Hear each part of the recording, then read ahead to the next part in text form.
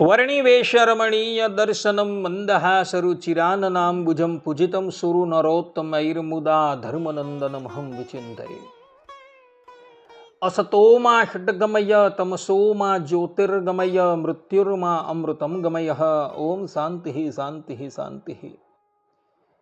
અસ્મદ્ગુરુ સમારંભામ નાથયામૂન મધ્યમામ લક્ષ્મી વલ્લભ પર્યંતામ વંદે ગુરુ પરંપરા.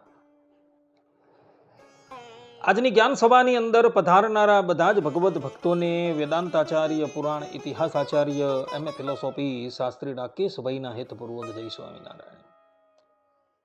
આપણા સ્વામિનારાયણ સંપ્રદાયના એક ભગવત ભક્તએ મને પ્રશ્ન કર્યો કે શાસ્ત્રીજી, આપણા સંપ્રદાયમાં ગાદી પર બિરાજમાન આચાર્યની આરતી કેમ ઉતારવામાં આવે છે? એ સંબંધમાં આપ થોડી સ્પષ્ટતા કરો. આ પ્રમાણે એ ભગવત ભક્તએ મને પ્રશ્ન કર્યો. તો આજે આપણે બધા સ્વામિનારાયણ સંપ્રદાયમાં ગાદી પર બિરાજમાન આચાર્યની આરતી કેમ ઉતારવામાં આવે છે, આ સંબંધમાં થોડી વાત શ્રવણ કરશું. તો બધા જ શ્રોતાગણો ધ્યાનપૂર્વક આ પ્રવચન શ્રવણ કરે અને આત્મસાત કરી લે.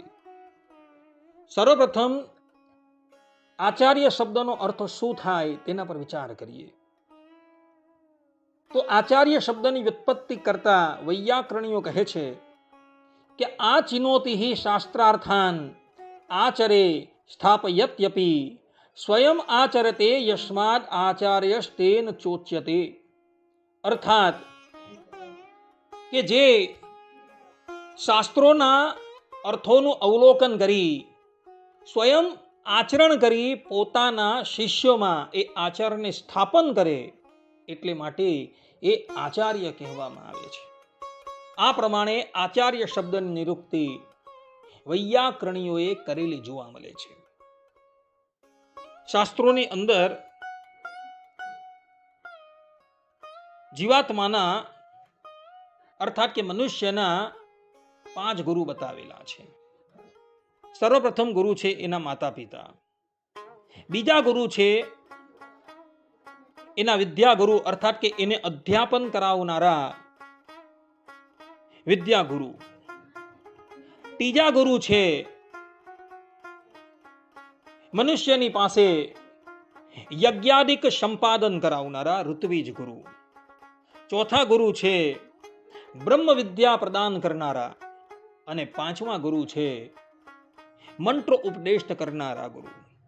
આ પ્રમાણે મનુષ્યના 5 ગુરુ બતાવેલા છે. બ્રહ્મ વૈવત પુરાણ કૃષ્ણ જન્મખંડ 83મા અધ્યાયના 11, 12, 13, 14મા શ્લોકમાં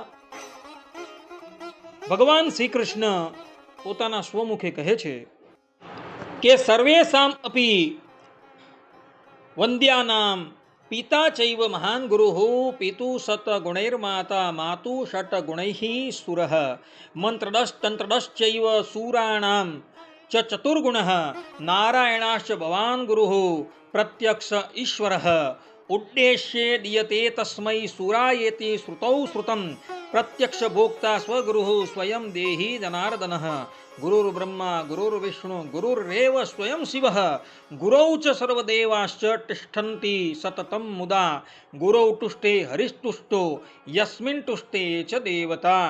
अर्थात क्योंकि समस्त वंदनीयों में पिता ही महान गुरु माना जाता है, परंतु पिता से 100 गुनी माता, माता से 100 गुना अभिष्ट देव और अभिष्ट देव से 4 गुना मंत्र तंत्र प्रदान करने वाला गुरु श्रेष्ठ है.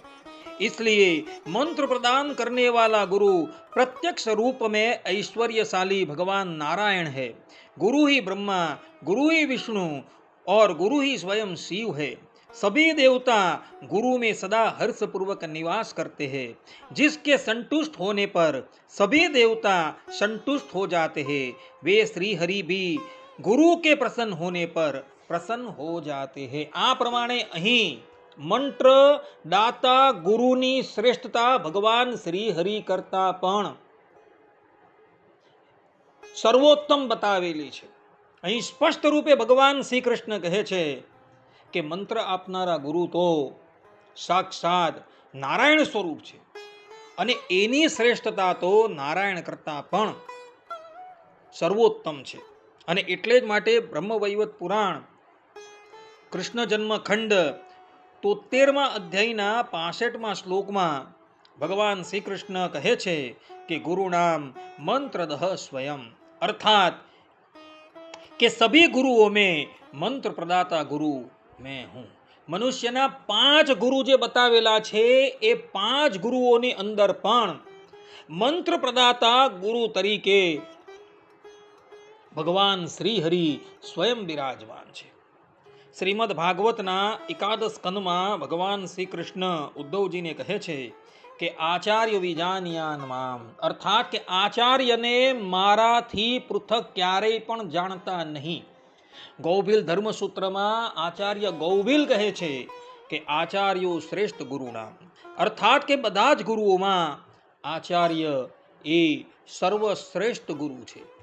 વિષ્ણુ સહસ્ત્ર નામ ઉપર રામાનુજ સંપ્રદાયના પરાશર ભટ્ટાચાર્યજીએ ટીકા ભાષ્યની રચના કરેલી છે, જે ટીકા ભાષ્યનું નામ છે ભગવત ગુણ દર્પણ. એમાં ભગવાન શ્રી કૃષ્ણનું 951મું નામ આવે છે ધાતા. આ ધાતા શબ્દની વ્યાખ્યા કરતા પરાશર ભટ્ટાચાર્યજી કહે છે કે સ્વયં ચ ધર્માચાર્ય કેણ ધાતા, अर्थात कि स्वयं भगवान इस पृथ्वी पर धर्माचार्य के रूप में विराजमान होते हैं. अर्थात कि ते संप्रदायनी गादीनी ऊपर जे धर्माचार्य विराजमान है ए धर्माचार्य तरीके परम ब्रह्म परमात्मा विराजमान है. અને એટલે માટે સ્વામિનારાયણ સંપ્રદાયની ગાદી પર જે આચાર્ય બિરાજમાન છે, જેને સનાતન ધર્મ ધુરંધર આ પ્રમાણેની પદવી લાગેલી છે, આ પ્રમાણેની એને ઉપમા આપવામાં આવે છે. એવો ધર્મની ધુરાને સંભાળે છે અને ધર્માચાર્ય તરીકે એ પરમાત્મા સ્વયં બિરાજમાન છે. અને એટલે માટે સ્વામિનારાયણ સંપ્રદાયમાં શ્રી વલ્લભ સંપ્રદાય, નિમ્બાર્ક સંપ્રદાય, રામાનુજ સંપ્રદાયના આચાર્યોની જે પ્રમાણે આરતી ઉતરે છે તે પ્રમાણે સ્વામિનારાયણ સંપ્રદાયના આચાર્યો જેઓ ગાદી પર બિરાજમાન છે, જેઓ ધર્મની ધુરાને ધારણ કરે છે, એટલે માટે એની પણ આરતી ઉતારવામાં આવે છે. ભગવાન સ્વામિનારાયણે જ્યારે વિક્રમ સંવત 1882ના કારતક સુધી એકાદશીના દિવસે પોતાના સ્થાન ઉપર પોતાના 2 પુત્ર અયોધ્યા પ્રસાદ અને રઘુવીરજી મહારાજની પ્રતિષ્ઠા કરી, ત્યારે ભગવાન સ્વામિનારાયણે પણ પોતાના કરકમલો દ્વારા એમની આરતી ઉતારેલી હતી. કારણ કે એ લોકો સનાતન ધર્મની ગાદીની ઉપર વિરાજમાન છે અને સાક્ષાત પોતાનું જ સ્વરૂપ છે. અને એટલે માટે ભગવાન શ્રી હરિએ એમની આરતી ઉતારેલી હતી અને એ પરંપરા આજે પણ અક્ષુણ છે. અને આજે પણ ધર્માચાર્યો જ્યારે આપણા ઘરે પધારે છે ત્યારે એમની આરતી ઉતારવામાં આવે છે. આ પ્રમાણે પેલા ભગવત ભક્તએ મને પ્રશ્ન કરેલો હતો, તેનો ઉત્તર મેં શાસ્ત્રો પ્રમાણે આપેલું છે. આટલું કહીને હું મારા પ્રવચનને અહીં વિરામ આપું છું. સર્વે સંતુ નિરામયઃ, સર્વે સુખીનો ભવંતુ, સર્વે ભદ્રાણિ પશ્યન્તુ, મા કશ્ચિદ દુઃખાગ ભવેત. અસ્તુ. જય સ્વામિનારાયણ.